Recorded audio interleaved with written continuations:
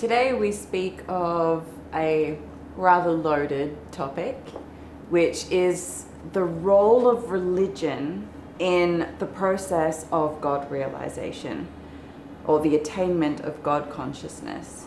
So we'll read the next chapter of my book, Healing, Wholeness and God Realisation, and that's chapter 7, and it's titled, appropriately, Religion and the Attainment of God Consciousness. If perfection is not a destination, but is instead the systematic unfoldment into the mind of God, the progressive realization and actualization of the God within, then perfection is not a list of qualities which can be quantified and condensed into a specific set of tasks and achievements. This kind of natural perfection cannot be attained by obeying one particular set of rules. There are indeed some ultimate truths which all who seek will come to realize, simply because they are the law of nature and the nature of God. As you expand your consciousness and open your heart to recognize and unite with God, then the truth of what God is will be revealed to you. At each stage of unfoldment, with each initiation into higher dimensional realities, more of God and more of this truth is made known. These truths cannot be forced. They must be realized by the individual. While it can be useful in preparing the individual to receive more truth, it is not enough to merely have a mental understanding or a list of the qualities of God. God must be realized, known, unfolded into, and received as gnosis. This is a deeply personal experience of revelation through feeling, and must be coupled with profound transformation. It is a process of awakening, anchoring, and then finally actualizing, becoming one with an expression of this new truth and knowing. It must be lived, brought into every aspect of the individual's life and expression in the form world. The lists and the written generalized teachings of God can, again, be useful in preparing the individual to be able to receive truth for themselves. Religion and various spiritual organizations can be useful here. One who has gone before has recorded their transformation. They pass on the realizations that they had, the truths that were revealed to them, as well as the changes which needed to be made to their character, their thinking, and their behavior in order to have and maintain these realizations. This can help to prepare ones who seek. If someone is deeply absorbed in their experience as an individual, thinking only of themselves and what they need, then it is good and helpful for religion to teach that individual about the selfless nature of God, to give that individual a moral quality to which they can aspire. If an individual tends toward violence, then a religious education in peace and love and a fear of damnation as motivation can help that individual to replace violence with acts of love. It is helpful to learn that God is a being of love, of tolerance, and of kindness. That God does not envy, does not kill, does not steal, does not selfishly lust after that which is not uplifting. That God is peace. That God is the activity of service, seeking to raise all up through his love. Religion can and does teach and develop a moral character which allows the individual to begin to awaken to God. It is also true, however, that religion has much to answer for. Much harm has been caused at the so-called hands of God, and the truths of God have become distorted to serve the greed and lust of power possessed by some individuals and organizations. The religious and spiritual organizations of today are not perfect, not without corruption. The religious and spiritual organizations of today are not fully God realized. They are a fine place to start, a great motivation for the development of some of the qualities which are absolutely necessary in beginning the pursuit of God realization, but they are not whole. Once the moral character of the individual has been refined to the point of some recognition and unity with God, then the God within, the truth of God which begins to feel and resound through the individual, may become a purer compass than religious leadership. Religion is a great place to start, but it can only take you so far along your path of soul awakening because of its corruptions. These corruptions have resulted in distortions which limit the amount of God realization that religion can truly hold and embody and pass on to its congregations, because God realization simply cannot thrive where hypocrisy dwells. God must be embodied and lived. Your religion should be what you do each and every day. It should be how you approach and bring yourself to all of your life, a way of being which is integrated into and expressing through every part of you, rather than simply being a set of rules that you adhere to, or a set of practices that you perform each day, or a religious building that you commit yourself to for one day of the week. True God realization invites God to dwell in every part of the self and to express through every aspect of life. Once your moral character has evolved to the standard of the religion of which you have been a part, then it becomes necessary to seek the guidance of another who demonstrates a greater unity with God consciousness, one who can challenge you to develop your moral character even further without hypocrisy. This should be a stepped-out process. I do not claim that any individual should go blindly, haphazardly probing in the direction of God. There is a place for teaching. There is a place for spiritual relationships with a teacher, with one who is a few steps ahead of you. You cannot go from naught unity to full unity in one great sweeping step. It is done bit by bit, part by part. The realization of God is intended to be a thorough and complete reawakening and a process of systematic embodiment. The development of an acceptable human moral character is not enough to swing open the doors of God and truth. You do not achieve ascension by having realized an aspect of God once. To be guided by someone who has also trodden the path which now lies before you can be a beautiful and deeply transformational thing. But be aware that any teacher or religion or spiritual organization which claims to have the monopoly on truth is not seeking to empower you. A true teacher and God realizer will assist you in developing the morals, the characteristics, the behavior, and the mindset which are necessary in order for you to take your next step into the mind of God. They will be aware of you as an individual, able to sense your strengths and your shortcomings, and to weigh these against the plans and the unique journey of the soul that you are. They will be aware of you as a multidimensional being. They will cherish your personal evolution, and they will seek to support you in your discovery of the truth which lies within. If a sweeping one-size-fits-all so that my monopoly on truth can be adopted approach is taken, then caution must be applied by the individual. You must weigh these teachings against the knowing which resounds in your heart. You will sense whether this teacher is true, sincere, and working for the God within. But you must also lay your own ego aside as you sense and feel your way forward. Some things you will not like because they feel confronting to the ego. These things should be curiously pursued with deep self-reflection and a desire to know the truth. Some things you will not like because the God within you recoils. This is not of God. This is false or unclear. Do not seek absolute perfection in your teachers. If they demonstrate that they are aware of their shortcomings and that they are actively working on refining them, and if they are themselves seeking new ways to enter into the mind of God, then much can be learned by watching and feeling how they do this.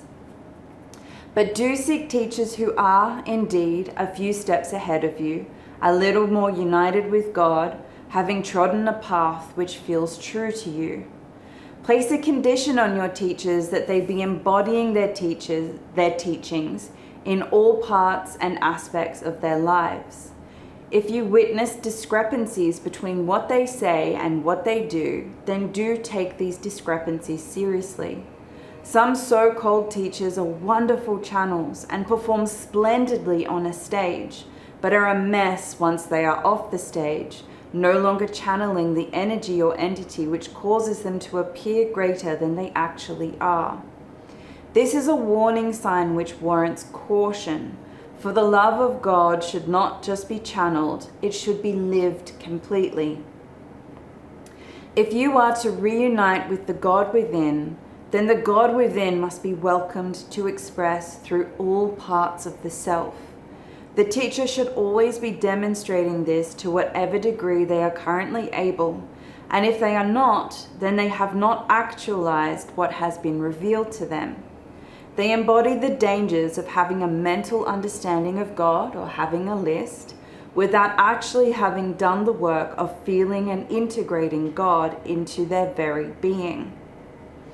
These teachers will lead you astray and can cause great harm to their students, as their undeveloped moral character and their rampant negatively focused egos can cause them to justify all sorts of abhorrent behaviors. If the teacher is full of themselves or demonstrates that they view themselves to be the center of their own universe, then their heart has not been offered up to service, and they will be unable to sense the way forward which is specific to you. All they can do is pull you into their own reality where you will serve their delusions of grandeur and self-importance. If the teacher claims that they alone hold the truth and suggests that the only way for you to taste of this truth is through worshipping them, then they are not interested in your evolution. They are interested only in feeling superior. There is a place for the guru if people come to the guru to taste of a higher frequency of God love and are then taught how they too can attain, embody, and share this God love. But a guru who does not disseminate teachings serves no purpose except to offer an energetic high to their own egos and the egos of their followers. The role of the teacher is to teach.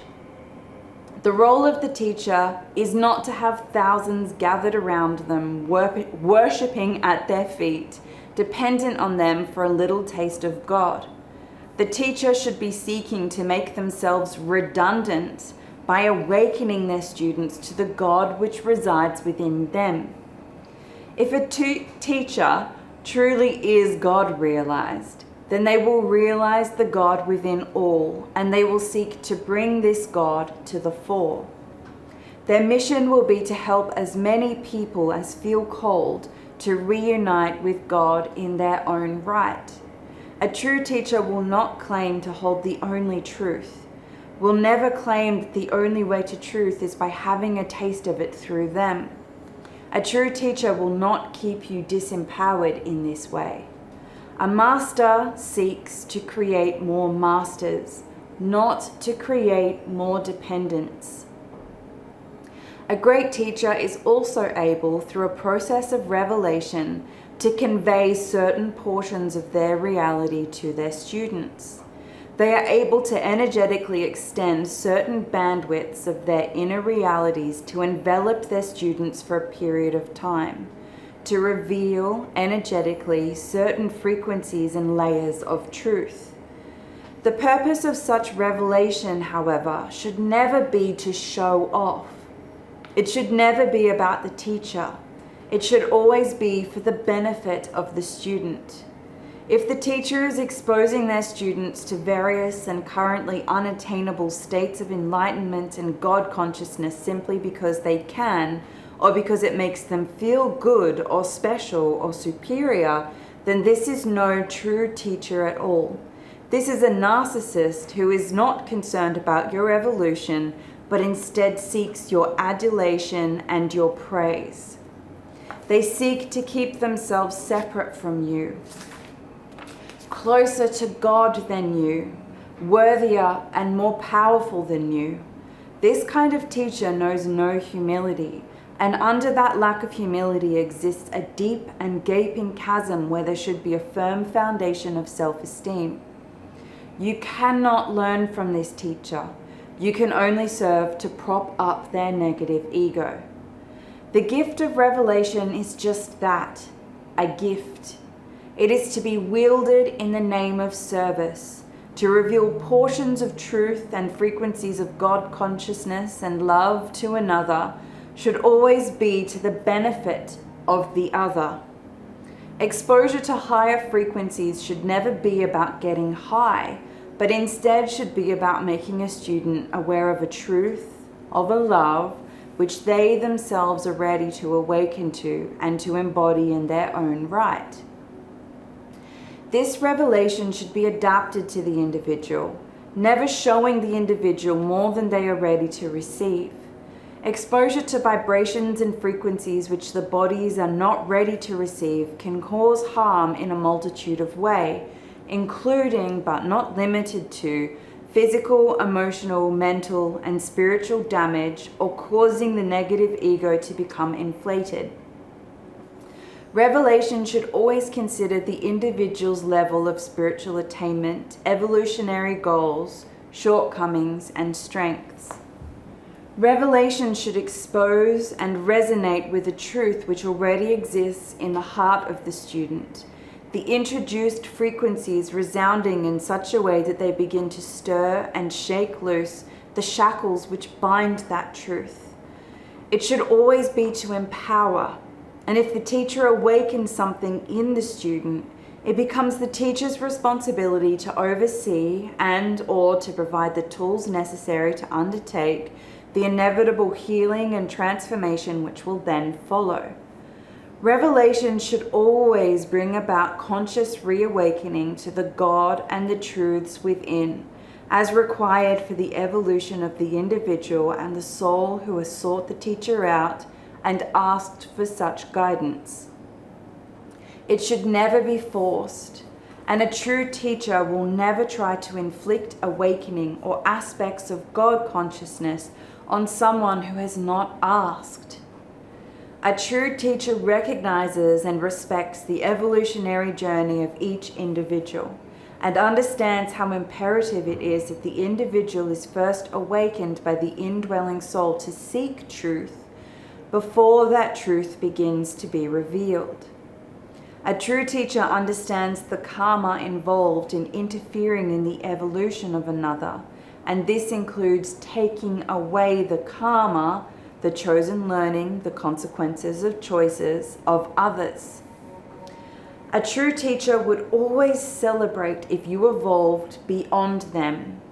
A true teacher is so void of ego, so united with God, that to see a student surpass them in God consciousness and realization is experienced as a win, a blessing for you, for them, for God, and for all of humanity.